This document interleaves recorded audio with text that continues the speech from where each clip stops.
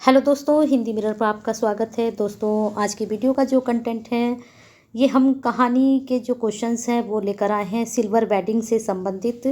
Silver bedding के अभ्यास हेतु आपके जो प्रश्न आपको चाहिए एग्ज़ाम में, तो वो प्रश्न आपके लिए लेकर आए हैं। अगर आपको लगता है कि आपको कहानी भी चाहिए तो हम कहानी भी लेकर आ जाएंगे, लेकिन उससे पहले हम आपके लिए, अगर आपने कहानी पढ़ रखी है सिल्वर बेडिंग, तो उससे संबंधित ये आपके अभ्यास हेतु जो आपके एग्ज़ाम में प्रश्न बन सकते हैं वो प्रश्न हम लेकर आए, जिससे आपके एग्ज़ाम की तैयारी अच्छे से हो सके। और ये जो सिल्वर बेडिंग कहानी है, ये वैसे ST SU के जो स्टूडेंट हैं सेकेंड ईयर के, उनके सिलेबस में कहानी है, क्योंकि उनके सिलेबस में 11 कहानियों से संबंधित एक बुक है और उनमें 11 कहानियों में से एक कहानी सिल्वर बेडिंग भी है। चलिए, इसके प्रश्न हेतु जो हमारे अभ्यास हेतु जो प्रश्न है वो हम देखते हैं।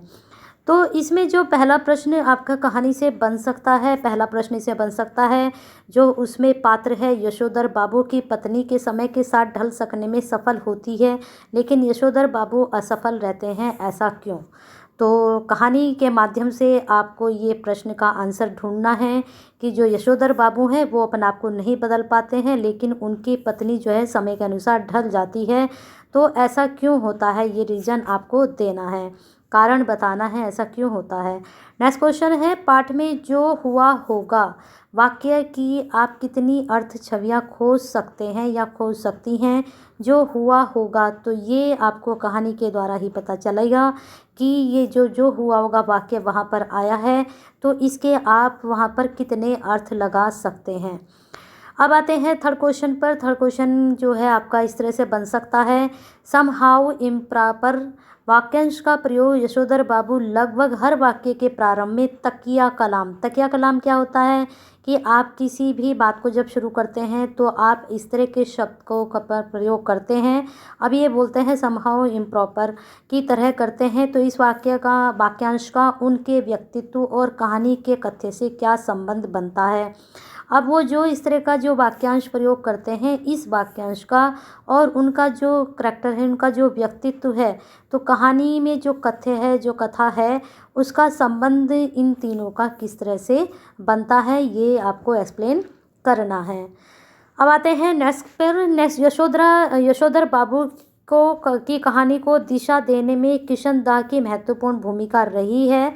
आपके जीवन को दिशा देने में किसका महत्वपूर्ण योगदान रहा है और कैसे? अब देखिए, ये कहानी से संबंधित प्रश्न नहीं बन रहा है। हाँ, यहाँ से आप थोड़ा सा एक्सप्रेशंस ले सकते हैं, सीख सकते हैं कि किस तरह से दिशा बदल जाती है किशन दा के आने से यशोधर बाबू की। तो आपके जो जीवन की दशा है किस तरह भी बदली है किसी के आने से, तो आप अपने बेस पर यहाँ पर आंसर लिखेंगे अपने बारे में। अब आते हैं नेक्स्ट क्वेश्चन पर। वर्तमान समय में परिवार की संरचना स्वरूप से जुड़े आपके अनुभव इस कहानी से कहाँ तक सामंजस्य बिठा पाते हैं? तो यहाँ से आपको थोड़ा बहुत कहानी से लेना है और कहानी का उदाहरण देते हुए आपको क्या बताना है, अपने बारे में यहाँ पर बताना है कि इस कहानी से कहाँ तक सामंजस्य आप बिठा पाते हैं। यह जैसे वर्तमान समय में जो परिवार की संरचना चल रही है, स्वरूप हो रहे हैं, उनके आपके अनुभव किस तरह के हैं, अपने अनुभव के बारे में आपको यहाँ पर वर्णन करना है। अब आते हैं नेक्स्ट क्वेश्चन पर। निम्नलिखित में से किसे आप कहानी की मूल संवेदना कहेंगे या फिर कहेंगे, क्यों कहेंगे, ऐसा भी आपको बताना है। हाशिए पर धकेले जाते मानवीय मूल्य, तो ये जो मूल संवेदना है, किसे आप कहानी की मूल संवेदना आप इसको बोलते हैं, या फिर पीढ़ी का अंतराल बोलते हैं, या फिर पाश्चात्य संस्कृति का प्रभाव। इन तीनों में से आप क्या अपना चूज करते हैं या इसको कौन सा आप चुनते हैं, तो उसके बारे में फिर आपको क्या करना है, आपको उसके बारे में बताना भी है क्यों आपने कहा। नेक्स्ट क्वेश्चन देखते हैं। अपने घर और विद्यालय के आसपास हो रहे उन बदलाव के बारे में लिखना है जो सुविधाजनक और आधुनिक होते हुए भी बुजुर्गों को अच्छे नहीं लगते हैं। अच्छा न लगने के कई कारण हो सकते हैं, तो ऐसे क्या कारण होंगे वो आपको बताना है अपने अनुभव के आधार पर। ठीक है, ये भी आपके अनुभव के आधार पर ही आपको आंसर लिखना है। और बहुत है ऐसा कि जो आपके घर में, आपके विद्यालय के आसपास बदलाव हो रहे हैं, आप बचपन से देखते आ रहे हैं, और आधुनिक जीवन में सुविधाजनक और आधुनिक होते हुए भी क्या हो रहा है, बुजुर्गों को ये सब चीज़ें अच्छी नहीं लगती। आपके मम्मी पापा कोई भी उसमें आ सकते हैं, उनको ये अच्छा नहीं लगता है। तो उसका रीज़न क्या है, उसका कारण क्या है, उन कारणों का आप जो एक्सप्लेन करेंगे वो अपने अनुभव के आधार पर आप उसको लिखेंगे। अब आते हैं नेक्स्ट क्वेश्चन पर। यशोधर बाबू जो थे कहानी के बारे में उनकी क्या धारणा बनती है। यशोधर बाबू के बारे में आपकी क्या धारणा बनती है, ये आपको पूरी कहानी पढ़ने के बाद ही पता चला होगा कि यशोधर बाबू किस तरह के हैं, उनकी धारणा आपके मन में किस तरह की बनी, कौन सी छवि आपके मन में आई। तो दिए गए 3 कथनों में से आप जिसका भी समर्थन करते हैं तो अपने अनुभव की सोच के आधार पर उसमें आपको तर्क द्वारा वो बातें बतानी हैं। तो यहाँ पर 3 ऑप्शन आपको दे दिए गए हैं, देखते हैं कौन कौन से हैं। पहला ऑप्शन है यशोधर बाबू के विचार पूरी तरह से पुराने हैं और वे सहानुभूति के पात्र नहीं हैं। तो क्यों नहीं है आपको बताना है। फिर दूसरा है यशोधर बाबू में से एक तरह का द्वंद्व है जिसके कारण नया उन्हें कभी कभी खींचता है तो पर पुराना उन्हें छोड़ता नहीं है, इसलिए उन्हें सहानुभूति के साथ देखने की ज़रूरत है। ठीक है, उनको सहानुभूति के साथ देखने की ज़रूरत है। तो आप अगर इससे सहमत हैं तो बताइए क्यों सहमत हैं। उसके बाद तीसरा है यशोधर बाबू एक आदर्श व्यक्तित्व हैं और नई पीढ़ी द्वारा उनके विचारों को अपनाना ही उचित है।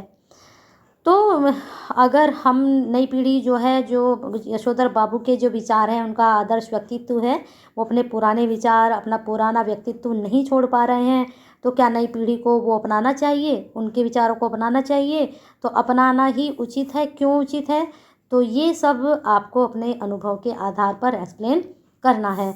अब ये 3 उनके तर्क आपको आधार दे दिए गए हैं, लेकिन आपको अपना तर्क भी रखना है जब आप इसको एक्सप्लेन करेंगे, इसका वर्णन इस आंसर का करेंगे, इस क्वेश्चन का आंसर करेंगे। ठीक है, तो ये आपके लिए मैं आपकी जो कहानी है सिल्वर वेडिंग उससे संबंधित ये 8 क्वेश्चंस लेकर आई थी, और मुझे लगता है ये जो 8 क्वेश्चंस है यहाँ से प्रश्न सिल्वर वेडिंग से आपका बन सकता है। कहानी के जो आपके लेखक हैं ये भी आपको मालूम होना चाहिए, कहानी का पूरा सारांश आपको पता होना चाहिए।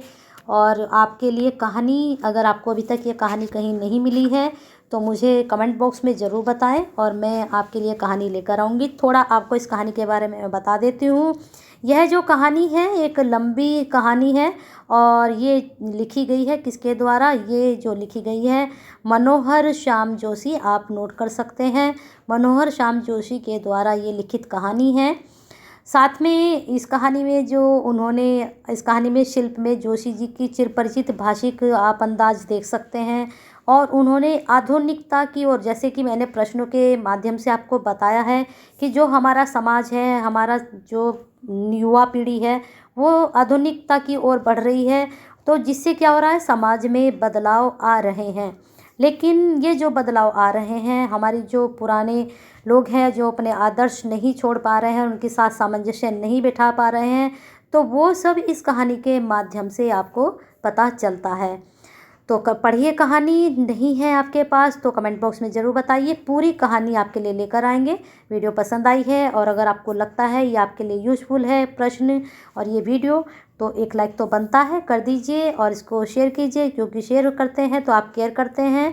अगर सिल्वर वेडिंग आपके सिलेबस में नहीं है, हो सकता है सिल्वर वेडिंग कहानी किसी के सिलेबस में हो और उन तक ये आप शेयर करेंगे तो पहुंच जाए ये प्रश्न जो हम लेकर आए हैं। और साथ ही एक कमेंट जरूर करिए कहानी के लिए, ठीक है। और अगर हिंदी मीडियम से आज ही आप जुड़े हैं तो सब्सक्राइब कर लीजिए, बेल आइकन को हिट कर लीजिए, जिससे नई वीडियो के नोटिफिकेशन आपको टाइम से मिलते रहें।